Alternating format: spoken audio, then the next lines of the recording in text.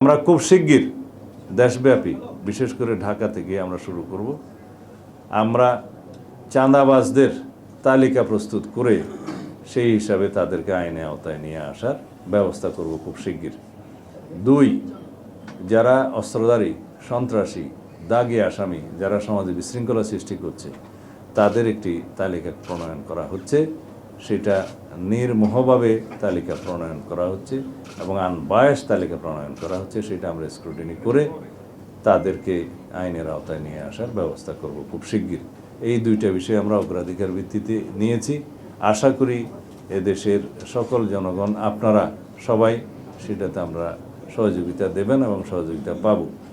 আমরা সেই দিকেই যাচ্ছি। আমরা জনগণকে এইভাবে আশ্বস্ত করতে চাই যে আমাদের সর্বোচ্চ প্রচেষ্টা থাকবে যাতে দেশে শান্তি শৃঙ্খলা বজায় থাকে, আইনের শাসন প্রতিষ্ঠা হয় এবং জনমনে স্বস্তি থাকে। এইভাবেই আমরা এগোতে চাই। আশা করি আপনারা এই মেসেজটি সারা জাতিকে দেবেন এবং আপনাদের মাধ্যমে সারা জাতি অবগত হবে। আশা করি আমরা যাতে খুব শিগগিরই আমাদের কর্মকাণ্ড পরিচালনা করতে পারি যেভাবে আমরা পরিকল্পনা করছি এবং আমরা যাতে সফল হতে পারি সেজন্য সবাই সহযোগিতা করবেন। ধন্যবাদ। মাননীয় মন্ত্রী,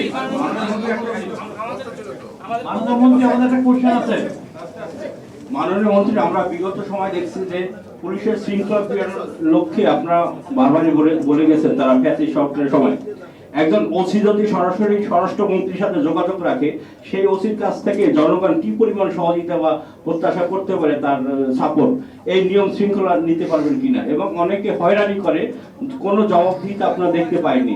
বর্তমানে কি আমরা অনেকে বলতে আছে আগের মতো পুলিশ চলে আসছে, আমরা কি আগের পুলিশকে দেখবো না জনবান্ধব পুলিশকে দেখবো, কোনটা নিশ্চিত করবেন? এখন কি আগের সরকার আছে? না, সেটাই এখন জনগণের সরকার এবং এটি সুষ্ঠু, নিরপেক্ষ, গ্রহণযোগ্য, বিশ্ব স্বীকৃত নির্বাচনের মধ্য দিয়ে গণতান্ত্রিক রাজনৈতিক সরকার প্রতিষ্ঠিত হয়েছে। সুতরাং আগের সাথে তুলনা করলে চলবে না। দ্বিতীয়ত, আমি প্রথম দিনই মন্ত্রণালয়ে যোগদান করার পরে আপনাদের নিশ্চয়ই মনে আছে বলেছি যে চেইন অফ কমান্ড থাকতে হবে, স্টাবলিশ করতে হবে। এখন যে প্রশ্ন আপনি তুললেন যে একজন ওসি সরাসরি মন্ত্রীকে ফোন করবে কিনা, সেটা আমরা অ্যালাউ করি নাই।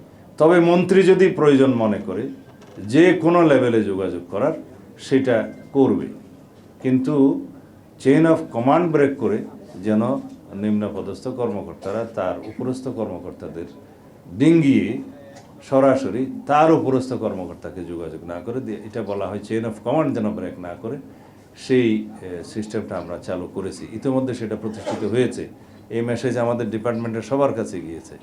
তবে পুলিশ কমিশনার বা আইজিপি যদি মনে করে যে কোনো লেভেলে উনি যোগাযোগ করবেন, সেটা করতে হবে কাজের প্রয়োজনে।